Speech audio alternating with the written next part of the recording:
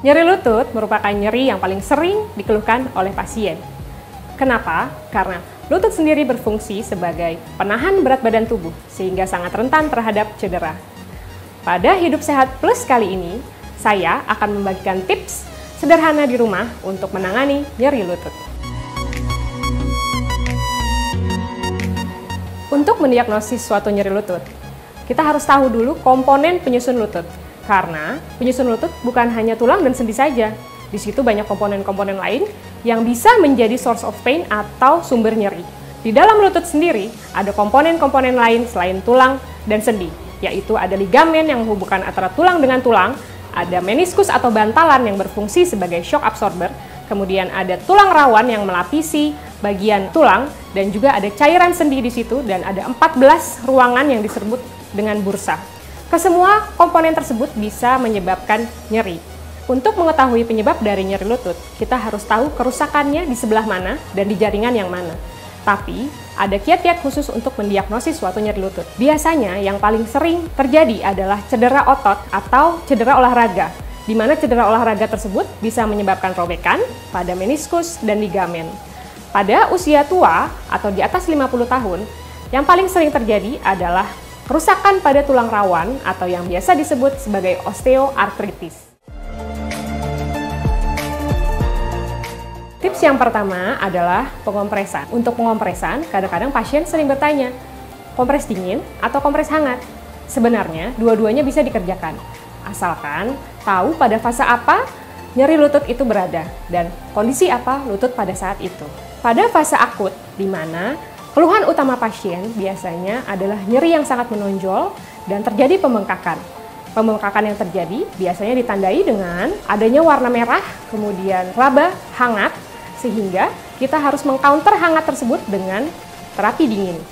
Maka, kita dapat memberikan terapi dingin dengan ice pack yang dibalut dengan handuk atau handuk yang dimasukkan ke dalam air es dan ditekankan ke dalam tempat yang bengkak selama 20 menit. Dan dapat diulang selama 3-4 jam sekali. Kemudian, yang kedua adalah kompres hangat. Kompres hangat bisa diberikan pada saat fase akut telah terlewati. Biasanya, keluhan dari pasien lebih ke kekakuan dari sendi atau kekakuan dari otot. Sehingga, yang bisa kita berikan adalah kompres hangat. Kompres hangat akan membantu melemaskan dari otot dan membantu percepatan dari pemulihan jaringan. Kompres hangat yang diberikan bisa berupa handuk hangat atau bantal panas dan diberikan sama 20 menit dan bisa diulang 3 kali sehari. Tips yang kedua yang dapat juga dikerjakan di rumah adalah latihan sederhana. Latihan sederhana kita juga harus tahu fase dari nyeri lututnya.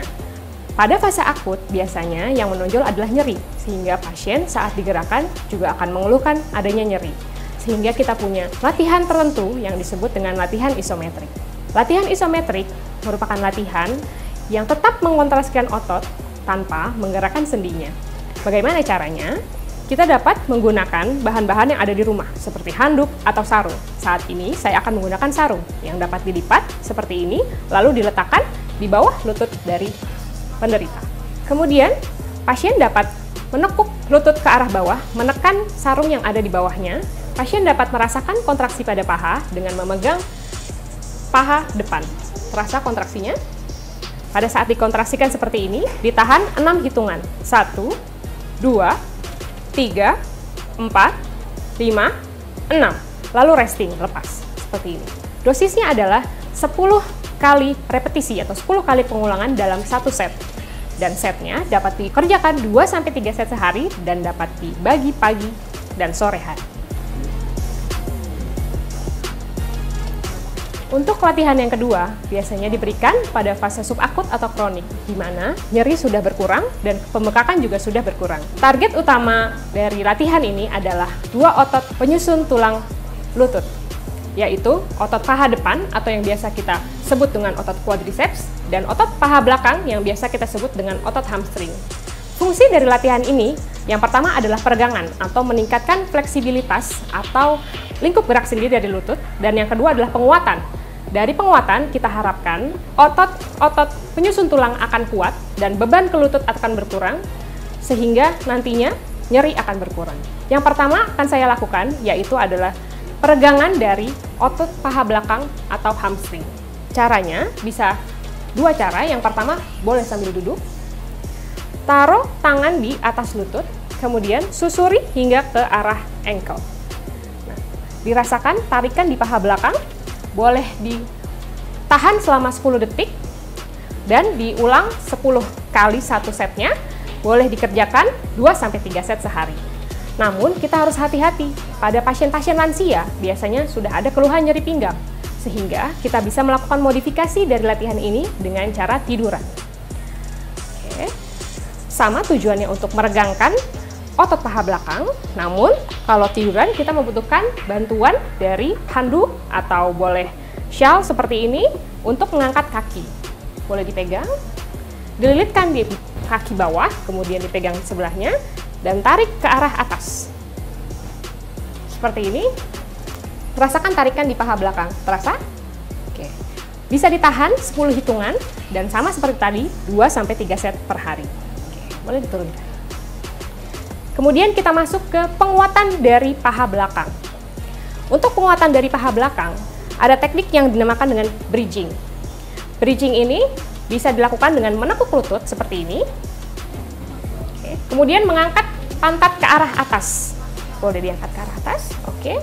Seperti ini, ditahan dalam 6 hitungan, kemudian resting, seperti ini.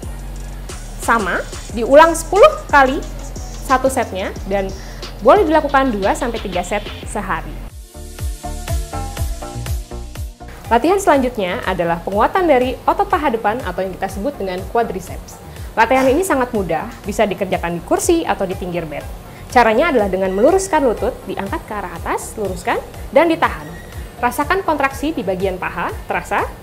Bisa ditahan selama 6 hitungan dan dibagi menjadi 10 repetisi atau 10 kali pengulangan, dibagi menjadi 2-3 set dalam pagi atau sore. Pada usia muda, biasanya gerakan seperti ini kurang menantang sehingga bisa ditambahkan pembebanan di bagian ankle. Pembebanan harus diberikan secara bertahap, boleh dimulai dari 1/4 kilo, ditambahkan 1/4 kilo apabila sudah beradaptasi. Gerakan selanjutnya adalah peregangan dari otot paha depan. Yang ini bisa dikerjakan sambil berdiri. Berdiri berpegangan kursi karena takutnya keseimbangannya terganggu. Kemudian tekuk lututnya ke arah belakang, seperti itu. Kemudian dipegang pada bagian kakinya. Dirasakan tarikan pada bagian paha depan. Terasa? Boleh ditahan selama 10 detik, kemudian resting.